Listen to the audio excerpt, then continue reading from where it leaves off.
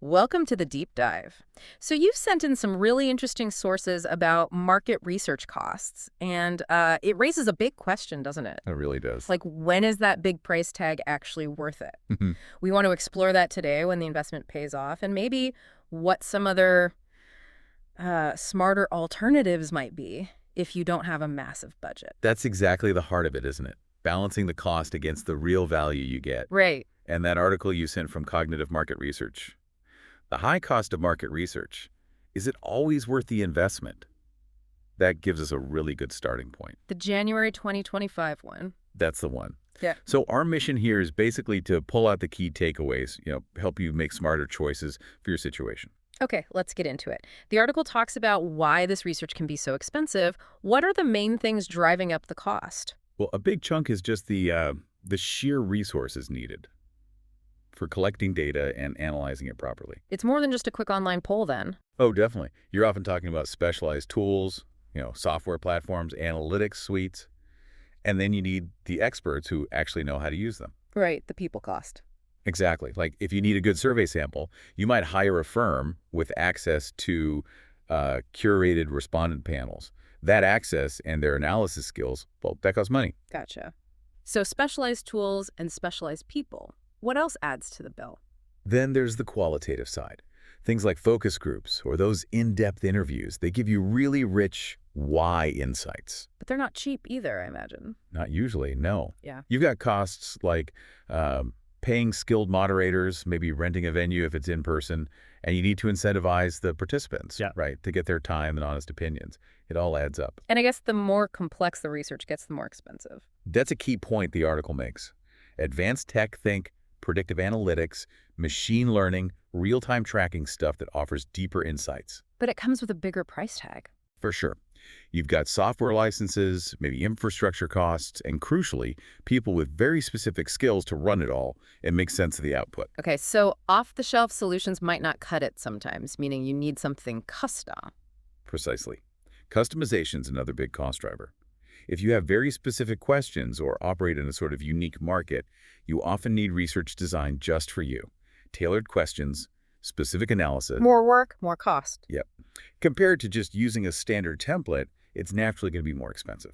And what about bringing in the big guns, the Yeah. external agencies? The article mentions them too, doesn't it? It does. Lots of companies, especially bigger ones, lean on external market research agencies. Why is that? Well, they have the expertise, the resources, they can handle really big, complex projects. They often have their own data sources, too. But that comes at a premium, I assume. Absolutely. The article points that out. Their services reflect their expertise and their overhead, so that's often a major part of the cost.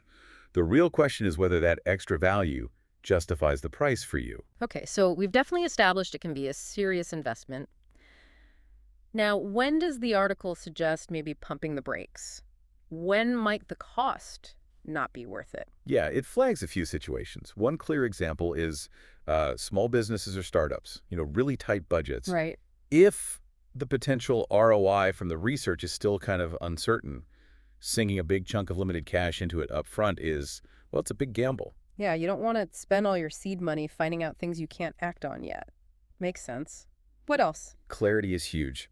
The article really stresses having clear objectives. Well, if you start research without knowing exactly what question you need answered or what decision it needs to inform, you risk just collecting a ton of data that doesn't really help. Just data for data's sake. Pretty much.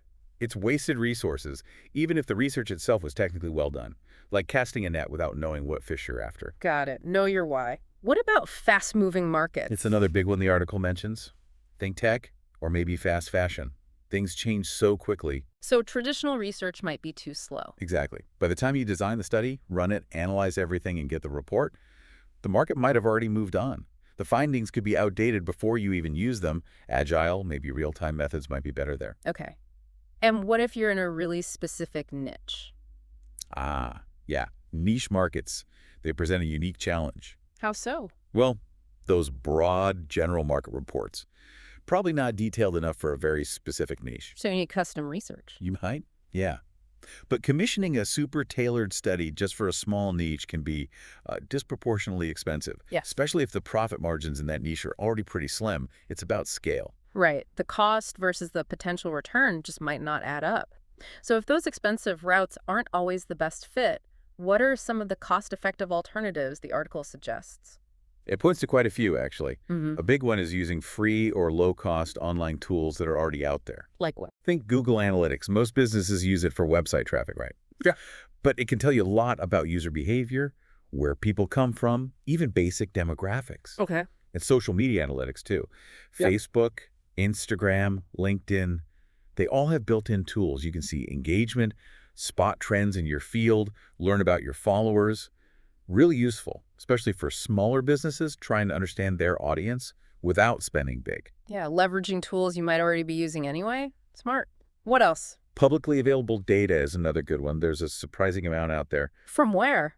Government sources, like the Census Bureau here in the U.S., industry associations often publish reports, and then there are open data platforms like data.gov or Pew Research Center. What kind of info can you get? Demographics, economic trends, broader consumer behavior stuff, often free.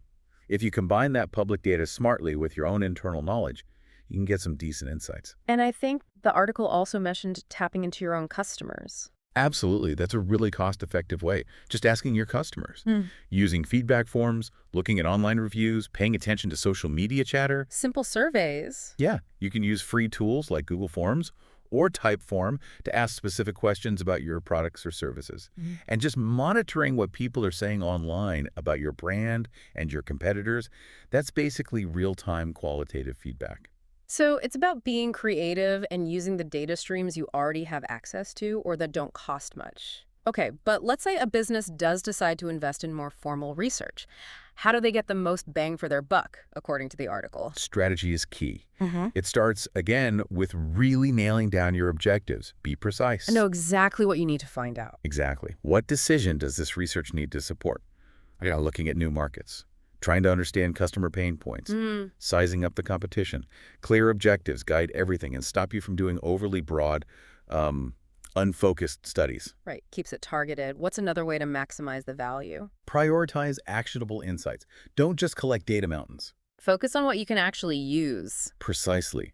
The goal isn't the thickest report. It's getting the specific info needed to make good decisions. The article used an example like a small e-commerce site.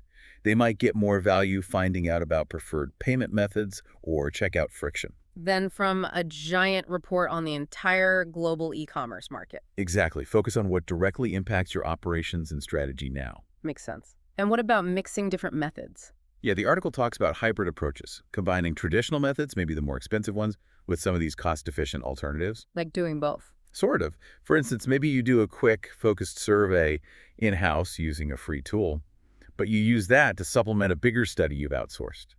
It's about finding a balance to get both cost-effectiveness and the right depth of insight, maximizing the ROI on your total research spend. Okay, but now, the flip side. The article warns against being too aggressive in cutting costs, right? What are the dangers there? Oh, absolutely. Being frugal is good, but cutting corners too much can really backfire. The big risk is compromising the quality and reliability of your data. How so? Well, if you only rely on free tools or public data, you might get an incomplete picture or use outdated info. It might not really reflect your specific market accurately. Can you give an example? Sure, like census data is great for broad demographics, but it might not be granular enough for your specific niche or local area. Not detailed enough. Right. Or free survey tools might limit your sample size or how complex your questions can be. That affects how reliable, statistically speaking, your findings are. And what about trying to do it all yourself, in-house, if you don't really have the expertise? That's another major concern the article raises. If your team isn't trained in research methods or data analysis, there's a real risk of, well, introducing bias unintentionally or just misinterpreting the results. Leading to bad decisions based on flawed research. Exactly. And related to that is the danger of small or non-representative samples.